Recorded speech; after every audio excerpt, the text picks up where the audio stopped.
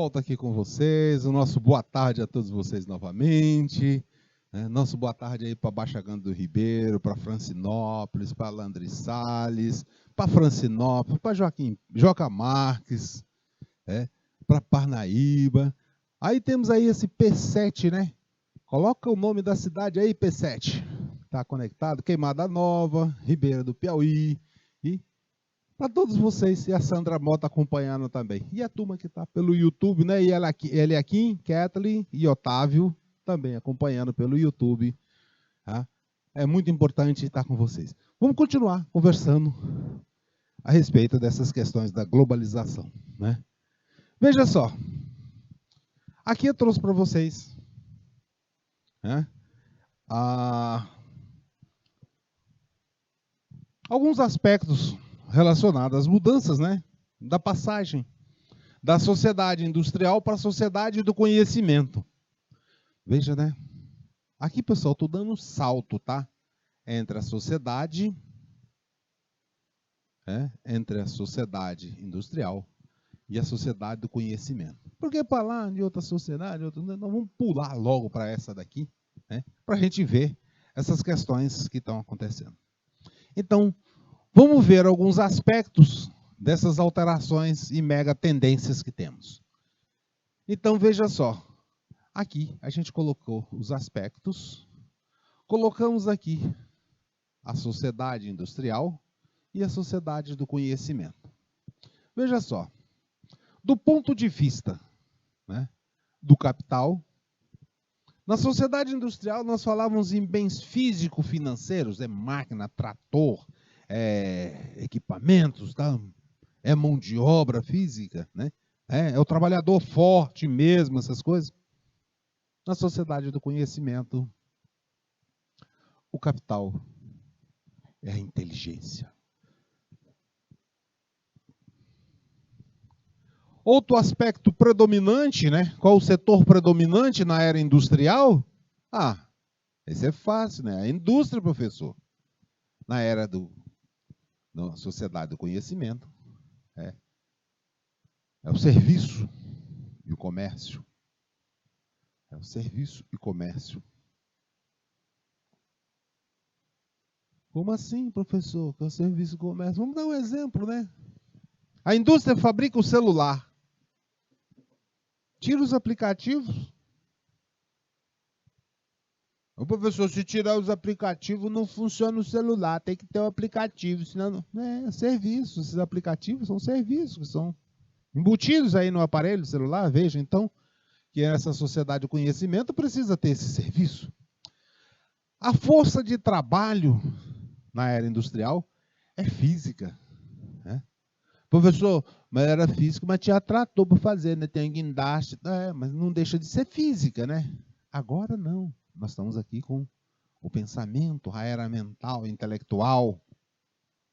A tecnologia, na era da indústria, mecânica, eletromecânica, passamos para a eletrônica. E veja que cada vez mais nós temos questões digitais. Antigamente, pessoal, né? Nós tínhamos aí, né, no mundo artístico, tínhamos aí os shows dos artistas faziam, aí tinha que vir a banda, equipamento, aquela coisa. É legal pra caramba, né? Hoje, né? Nós temos aí as lives, né, dos artistas. Você assiste da tua própria casa mesmo. E cada vez mais, né? O modo de produção, né, ainda, né, na indústria taylorista, fordista. Agora nós temos processos mais flexíveis, com personalização para o mercado local. O professor, eu não estou entendendo esse negócio não. O senhor está dizendo que tem essa mudança aí, mas o senhor quando falou lá da teoria científica, né, falou lá, né, da teoria clássica, o senhor falou lá de Taylor, quando nas outras teorias também o senhor falou que todas elas, né, não são erradas e tal. A indústria ainda utiliza. Mas só que agora utiliza com um grau de inteligência maior, né, e mais flexibilidade. A organização do trabalho na era industrial era a linha de montagem, então tinha esteira para produção. Assistam o filme Tempos Modernos, lá do Charlie Chaplin, e vocês vão ver a figura emblemática, né? Ou então coloca aí Ah, tá tão interessante agora esse negócio de falar do Google, né? A gente viu aí nessas entrevistas que teve. Coloca aí no Google, agora a gente tem que falar também. Coloca aí no Google aí, linha de montagem. E depois vocês colocam também célula e ilha de produção. Procure aí, vocês vejam, procura ver a parte da imagem, tá? A imagem vai ser... Se vocês forem pegar para ler um texto a respeito disso, vai ter uma página, 2 páginas para ler alguma coisa falando de linha de montagem. Lá quando vocês fizerem a pesquisa, vocês cliquem lá assim, na imagem. Aí vocês vão ver as imagens de linha de montagem, das mais antigas até as mais modernas, e células e ilha de produção também. Vocês vão ver, tá? A arquitetura organizacional estava muito, na era industrial, muito hierarquizada, era o chefe, uma pirâmide, né? Era vertical mesmo, chefe, e aí tinha seus subordinados, hierarquizado e tudo mais. Hoje não, nós temos uma organização mais em rede, mais integrada. E também focada na cadeia de valor. Aqui, quando eu falo de cadeia de valor, eu gosto de dar um exemplo de uma situação que aconteceu comigo, para ilustrar para vocês aí a questão de que é valor. Certa vez eu fui comprar um aparelho de ar-condicionado. Meu objetivo de comprar um aparelho de ar-condicionado foi pequeno, eu já procurei informação e tal, essas coisas. E aí eu tinha lá que o aparelho de ar-condicionado seria o equipamento que me iria proporcionar uma climatização do ambiente na minha casa. E aí, veja só, né? O vendedor com pensamento ainda da era industrial, ele disse, olha, para a tua residência lá, o teu quarto lá é tanto por tanto, tal, o equipamento de tantos mil BTU, tá bom, e eu tenho da marca tal, eu tenho classe A, classe B, não sei o quê, aí tem o selo do Procel, que marca que é tempo de qualidade, economia e tal. Fez aquele discurso muito bonito e tudo mais. Me prometeu entregar o aparelho, me prometeu instalar esse aparelho. Que é desses split, né? Precisa ter um processo de instalação diferente daquele janeleiro. Aí, ele realmente me entregou o aparelho, compramos, nós chegamos à negociação, parcelou e tudo mais e tal. E chegou, né? Entregou o aparelho, tudinho, recebi, deixei lá na sala, falei assim, tivemos algum problema de atraso na entrega? Teve, mas para mim não é o caso, me entregou, tudo mais, tal. Mas para mim o que eu queria era o ambiente climatizado. Eu não queria o aparelho. Recebi, ficou lá na sala, passou uma semana, passa 2, passa 3, passa um mês. E nada de vir a pessoa para instalar. Meus familiares, né, discutindo comigo, que isso aqui está atrapalhando aqui a casa, não sei o quê, que isso aqui não serve para nada, aquela coisa, aquela confusão todinha. Coisa assim de família, né? Estou colocando isso para vocês assim, que para mim, o que eu queria era o equipamento instalado climatizando. O vendedor com pensamento, na era industrial, me vendeu o aparelho, entregou ainda com aquele pensamento antigo, mas não me criou valor. E é essa questão da cadeia de valor, é a criação da cadeia de valor que vem agora. É o que o cliente quer. Qual é o anseio? Qual é a leitura que se faz? E assim, ao falar dessa cadeia de valor, nós precisamos também trazer 2 conceitos de volta para vocês.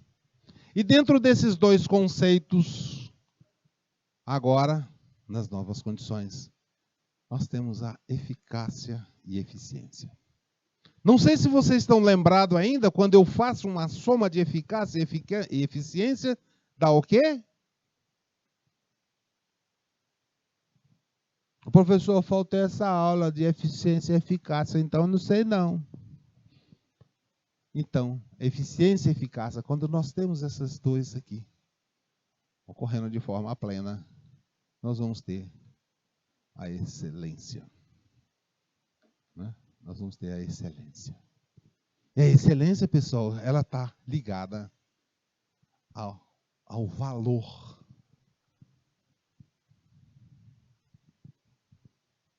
E veja, pessoal, que quando nós estamos falando de eficiência, eficácia e excelência, nós estamos vendo as necessidades, os anseios do cliente. E aí, pessoal, nós podemos dizer que nessa circunstância, a gestão é cada vez mais difícil e mais complexas as tarefas são.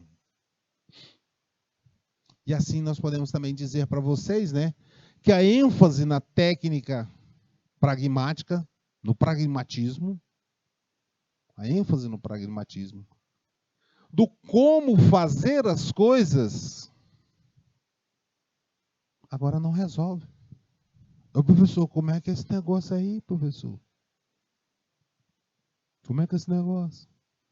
Veja só, se nós tivermos, vamos lá, fazer pudim, fazer bolo, olha no rótulo do leite condensado, tem fórmulas universais para resolver, para fazer a receita do bolo, tá lá, pega no pacote de cuscuz, que tem lá no verso dele, numa das partes dele, na lata de leite condensado, nas outras não sei o quê, tem lá, fórmula lá, receita, né?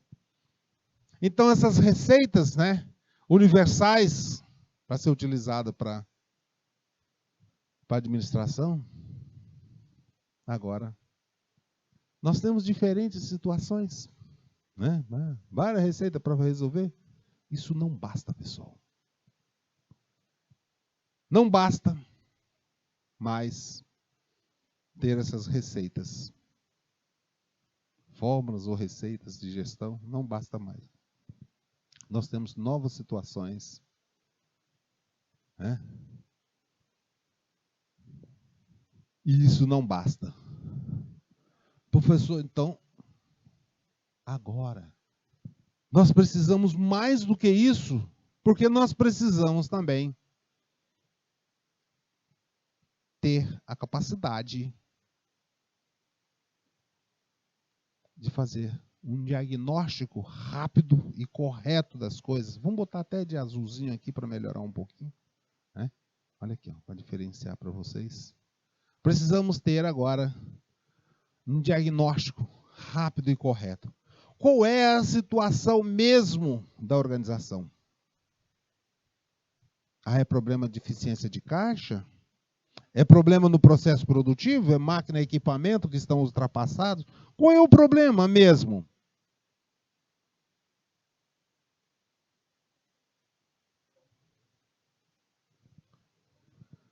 Aqui cabe para vocês uma outra historinha também.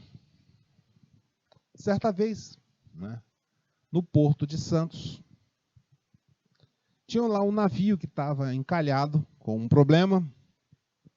Tá? Tinha lá um problema. E aí, esse navio, aí chamaram lá mecânicos, engenheiros, mecânicos, eletricistas, e o pessoal andava no navio para lá e para cá, e mexia aqui, mexia dali, nada de resolver o problema. Aí chamaram o Eliakim e a Kelly e a Kathleen. Chamaram os três, né? A Kathleen, o Eliakim e a Kelly. Duas irmãs, mais o Eliakim, né? Aí é a turma do YouTube, né? Turma da Queimada Nova aí, ó. Eu não lembro o nome de todos os alunos, né? Se vocês colocarem aí, a gente coloca como personagem na história também. E aí, foram lá, né? Os mecânicos e tudo mais, ele e tal, especialista disso, especialista daquilo, e nada de resolver o problema. Aí chamaram a equipe, Kathleen, Kelly e Eliakim, para resolver. Aí ele aqui, então, eles andaram para lá e para cá e tudo mais e tal. E chegaram, pegaram um martelinho, pegaram um martelo. Em determinada parte lá do navio, Pegaram o martelo e deram 3 marteladas. Tom, tom, tom. E aí, disseram pro pessoal, dê na chave aí, vê se o motor pega e tal. Aí, tom, funcionou o navio. E aí perguntaram para ele, qual é o preço, né, desse serviço? Aí é o seguinte, pessoal, né, a Kathleen e o Kelly lá, colocaram lá o preço do serviço, né, 1 milhão. Veja que o navio já estava com mais de 15 dias e o prejuízo já estava chegando nos bi. E aí cobraram lá R$1 milhão para realizar esse trabalho. Aí as equipes de engenheiros falaram assim, não, mas para poder fazer esse trabalho aí, para fazer esse trabalho, de dar as 3 marteladas, bastava aí R$1.000 e estava resolvido e tal, muito bem pago e tudo mais. Pois bem, a Kathleen, né, pegou, mandou a fatura lá para eles, dizendo assim, ó, né, lá na descrição do serviço, né? Marteladas, né? Marteladas. Valor R$1.000. Do mesmo jeitinho, do mesmo valor que falaram lá os engenheiros, né? E aí, o segundo item, né, deles, saber onde martelar. Né? Aí colocaram assim, ó, 999, né? 999 mil, valor total, acharam 1 milhão.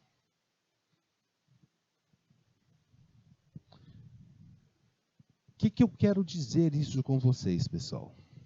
O que quer dizer essa história para vocês?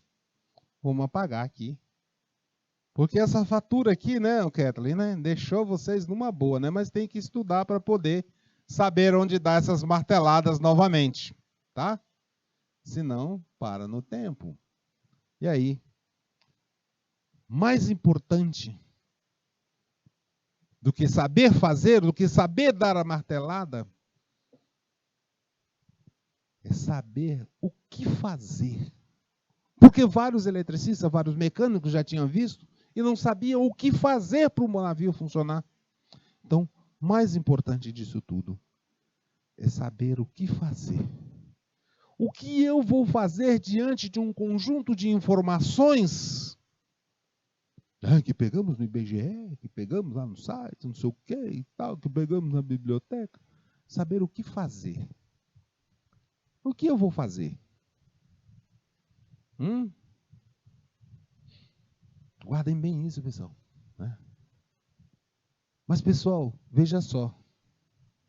Quando nós falamos que não basta como fazer as coisas com eficiência, com excelência e tudo mais, é saber o que fazer também. Mas só que aqui agora nós precisamos juntar tudo isso aqui. Precisamos juntar saber o que fazer e como fazer também. Por isso a questão é mais complexa ainda, a tarefa do administrador, porque ele não precisa somente saber o que fazer, ele tem que saber também como fazer. E essa é a tônica.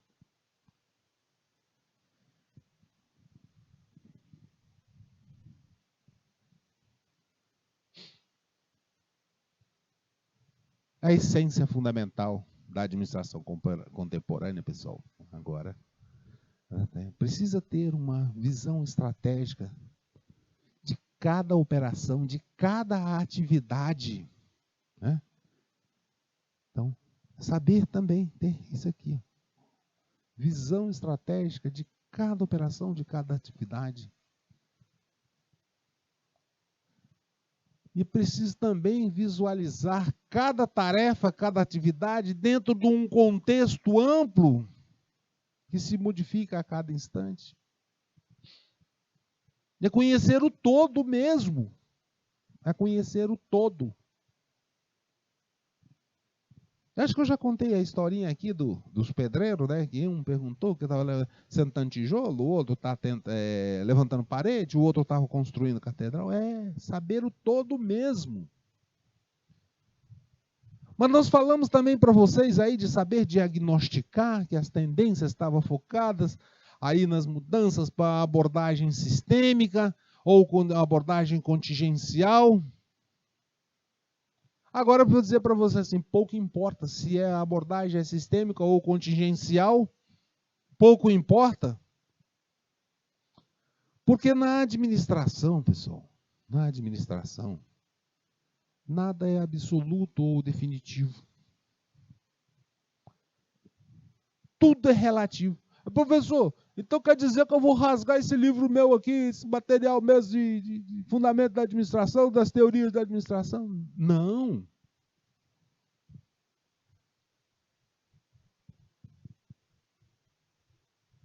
Todo esse arcabouço que vocês aprenderam aí das teorias da administração até agora, né?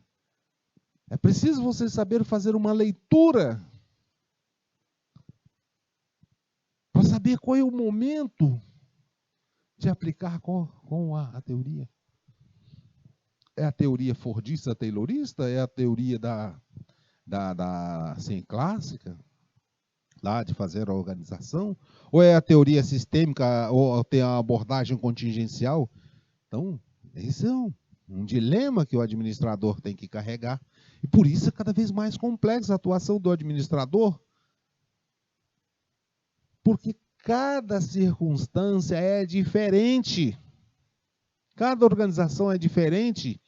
E eu vou dizer mais para vocês, né? Uma mesma organização na década de 60 é diferente da década de 70, que é diferente da década de e agora 2020, da década de agora é de 20, né? 2020, né? É diferente.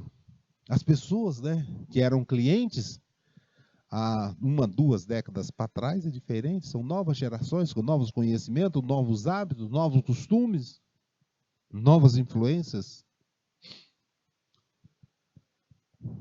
Então, nós sabemos agora que tudo é relativo e tudo depende da situação, do momento e dos objetivos que deseja alcançar e do valor que se pretende entregar. Assim, nós estamos colocando para vocês uma visão expandida do conceito de administração. Envolve todas as teorias, mas também envolve esse conceito que a administração não é totalmente absoluto. Dentro desses conceitos, nós podemos estar conversando com vocês agora que a atuação, né, nesse meio, o gestor precisa estar bem informado, saber transformar informação em conhecimento, e essas variáveis internas e externas que acontecem influenciam as decisões em tal situação. E aí, nós temos variáveis como globalização, competitividade, desenvolvimento tecnológico de informação, sustentabilidade e ética, responsabilidade social. Veja, pessoal, que agora nós temos com um contexto bem mais amplo que o administrador tem que estar. Ele tem que conhecer o mundo globalizado, a competitividade, a evolução tecnológica que está acontecendo, mas também saber que precisa ter, né, a sustentabilidade, olhar os aspectos econômicos, sociais, né, e ambientais, atuar com ética e ainda por cima ter a responsabilidade social. Vamos conhecer um pouco dessas variáveis, né? A nova tendência que nós temos aí mundial, chamada globalização, né? Veja só que essa globalização dos negócios e da economia, pessoal, não é coisa passageira, isso veio para ficar mesmo. Né? Vemos também que o mundo é cheio de fronteiras. É. Cheio de fronteiras, é o Brasil, é o Paraguai, é a Venezuela, é a China, é tal, cheio de fronteiras. Mas só que no mundo do negócio, essas fronteiras, elas são dizimadas, acabadas, ultrapassadas. Agora nós precisamos ter conhecimento de línguas e costumes diferentes. É uma verdadeira aldeia global.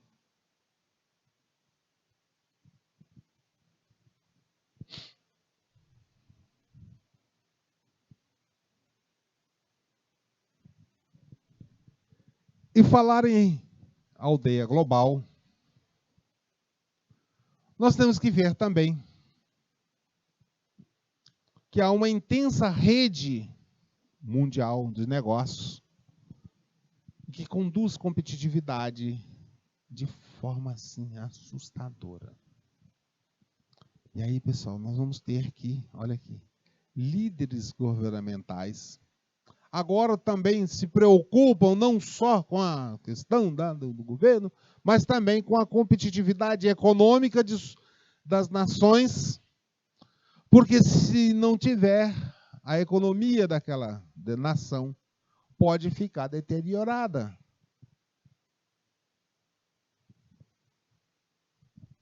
Então, os líderes pensam na competitividade econômica e as organizações também se voltam para uma competitividade organizacional. Os mapas políticos, né? Os mapas políticos aí, dividindo as fronteiras entre os países, né? Nós temos França, Inglaterra, Brasil, Paraguai, Argentina, Uruguai, Bolívia e tal, e China e tal, e tal, e tal.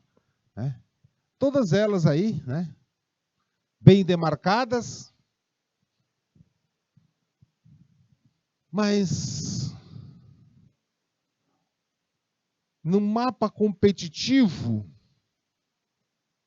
dos negócios, no mapa competitivo dos negócios, os fluxos de atividades industrial, comercial, financeira não têm fronteiras. Essas fronteiras, pessoal, elas desaparecem quando nós vamos num mundo competitivo e globalizado. Como assim? Vocês têm notícia que no Piauí, né? A turma de Parnaíba já viu, né? Pelo menos Ilha Grande também ali, também pro lado aqui de Padre Marcos, na região de São João, por ali, né? Lá na região de Queimada Nova acho que tem também, não tem? Esses cataventos para a produção de energia eólica. Tem, lá pro lado de São João tem as usinas lá de energia solar, não tem? Tem. Veja, pessoal, que parte dessa tecnologia foi desenvolvida, né, dessa tecnologia foi desenvolvida na Alemanha, na Europa. Muitos desses equipamentos foram produzidos na China e são instalados por uma empresa paulista ou mineira, não sei exatamente, no Piauí para a produção de energia. E onde é que está a fronteira entre a Alemanha, China, São Paulo, Piauí, São João? Simplesmente essas fronteiras desaparecem no mundo globalizado e competitivo. Aqueles mapas políticos agora, no mundo dos negócios, eles sumiram. Né? É claro, pessoal, que tem algumas regras para ter esses tipos de negócios internacionais, tá? Mas está desaparecendo. Dentro da década de 60 e 70, né, aquelas multinacionais, com o estilo colonial da década, né, tinham diferentes organizações, serviam-se os consumidores em todos os mercados com uma dedicação. Né. Isso faz com que nenhum grupo seja mais beneficiado que o outro. E os sistemas de valores é universal. e jamais dominado por dogmas ou locais ou regionais.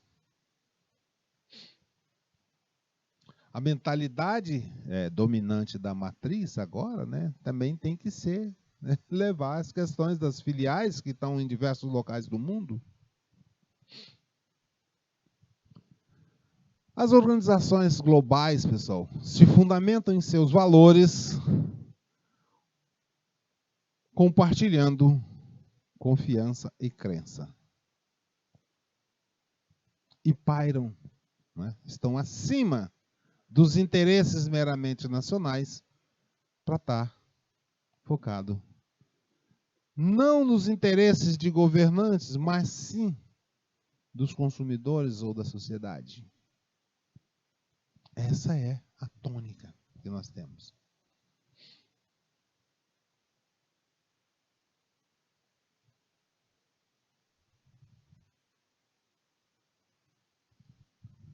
Nós falamos de globalização, então nós precisamos conhecer um pouco mais sobre essa globalização, né, que é um fenômeno mundial. Aqui não, é um fenômeno mundial, irreversível. E temos como os aspectos aqui, né? Olha só como os aspectos temos. Desenvolvimento e intensificação da tecnologia da informação. Cada vez mais, né? E a aplicabilidade da tecnologia da informação, tanto no controle das áreas financeiras, de logística e muito mais, de vendas e muito mais. Né? Temos também a ênfase no conhecimento e agora não mais na matéria-prima básica. Estão lembrados da história lá da camada do efeito estufa? A matéria-prima, né, que é para a produção lá na propriedade aí da cidade aí, né? Estava relacionado o quê? A ter lá trator, enxada, semente, adubo, essas coisas, para desmatar, preparar a terra para plantar, fazer a agricultura ou criar o gado, essas coisas. Mas a inteligência também não viu assim, olha o conhecimento. Né? Falei assim, opa, peraí. Eu não preciso fazer tudo isso e posso ter um bom rendimento. E aí? É lá. Né? Lá no crédito do carbono. Há formações, né, de espaços plurirregionais, como NAFTA, Comunidade Europeia, Mercosul. Os sistemas produtivos, a internacionalização do sistema produtivo, haja vista aí o que a gente já falou, de capital investimento, no desenvolvimento de tecnologias e investimento para a produção de energia eólica e solar, que passa pela Europa, China, e entra o Brasil no meio e tal, produção de energia. Também outra questão, a automação. A máquina substituindo os seres humanos. E aí, pessoal, vem o desemprego estrutural. A globalização tem os seus fatos relevantes, mas também tem, né, as suas questões aí que deixam um pouquinho delicada a coisa. Também temos aí uma expansão e surgimento de países emergentes, na expansão do mercado. Pessoal, países emergentes são aqueles que estão, né, já começaram a ter um destaque, né, começaram a ter destaque no processo produtivo. Algumas dificuldades que os estados modernos têm. Cada vez mais a sociedade demandando produtos, serviços, né? Demandando serviço do Estado e o Estado tendo limitações de recurso para realizar essas atividades. O predomínio das forças democráticas e cada vez mais com participação da sociedade e a redução de possibilidades, né, de polarização de blocos militares tipo Estados Unidos, União Soviética, que teve no passado. E assim, nós temos aí o nosso mundo globalizado, com transações econômicas que superam as barreiras dos países e numa incessante procura para produzir melhor e com custo cada vez menor. E assim, quem ganha com isso tudo somos todos nós. Mas eu vou deixar aqui uma interrogação de um lado e do outro. Porque essa afirmação, quando a gente fala, ela tem um aspecto teórico, mas também nós precisamos também deixar algum aspecto crítico. Porque é o seguinte, pessoal, né? E as desigualdades que têm sido geradas mundo afora? Precisamos levar em consideração que a globalização traz benefícios, mas também tem trazido muita desigualdade. Esperamos que todos esses benefícios que nós falamos de ter, né? Menores custos, maior produtividade, melhor, mas que seja para todos e não só para uns. Resumindo, essas megas tendências, nós temos aí, passamos um depara, que nós falamos para vocês, da sociedade industrial para a sociedade econômica. E assim, nós vamos passar agora para deixar aí resumir umas questõezinhas para vocês, para a atividade, para a gente praticar um pouquinho, lembrando, né? Então, eu pergunto para vocês, deixa aí um texto para vocês, tá? Vamos deixar um texto aí para vocês, para que vocês possam responder. Tá? Então, vamos lá. Estou passando esse texto para vocês responderem se está certo ou se está errado e vocês fazerem uma justificativa. Colocamos aí a disposição adequada das unidades e a definição de responsabilidades para cada uma delas, como forma de alcançar a eficiência, eram preocupações principais da Escola da Administração Científica. Quero que vocês me respondam se está certo ou se está errado. Eu vou dar um minutinho para vocês aí.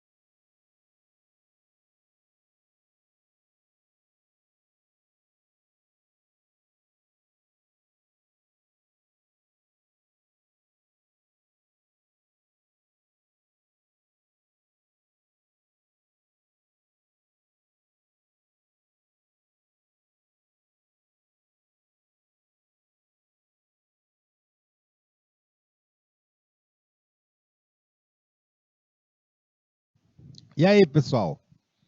Que tal? Vamos lá, então? Pessoal, na verdade, assim, né? Essa questão aí da eficiência e eficácia, né? não tem nada a ver, né, da adequação da estrutura com a administração científica. Isso aí é teoria clássica, né? Aí, como um comentário para vocês, a teoria, quando se fala da tarefa, né? Quando se fala tarefa, é administração científica. Mas quando nós falamos de estrutura, tá? Quando nós falamos de estrutura, nós estamos falando da teoria, né? Tudo isso aqui. Então, somente isso aqui que está errado. O resto está tudo correto, tá? Então, nós estamos falando aí da teoria clássica. Agora, outra questão, hein? E justifica a resposta também. Estamos colocando aí agora para vocês, assim, atualmente não há mais espaço para a utilização da teoria proposta por Taylor em nenhum aspecto. Então, vamos lá? Está certo ou está errado?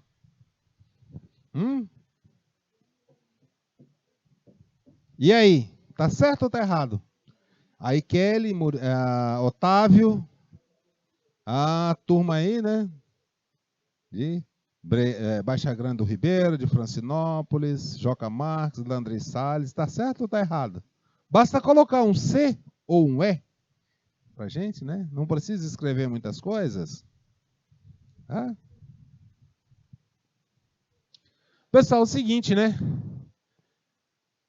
Aqui, pessoal, as teorias de Taylor ainda tem alguma coisa sendo aplicada. Então, quando você tem esse nenhum aqui, torna-se a resposta errada, porque nós temos ainda algumas questões, tá? Que devem ser levadas em consideração. Por exemplo, das teorias de Taylor, a eliminação de desperdício. Oh, professor, é de Taylor isso, organização racional, divisão do trabalho, padronização. Tudo isso vem lá das teorias tayloristas, né, da administração científica, e ainda estão válidas ainda hoje, então, tá? Então, é isso aí, tá? Eu vou deixar para vocês aqui outras questões, tá? Vocês peguem lá o PDF, tem o gabarito, tem as respostas, tudo direitinho aí para vocês, tá bom? Tá certo? Para vocês aí pegarem tudo aí. E estamos aí, né? Encerrando a nossa aula por hoje. Um abraço e até a próxima.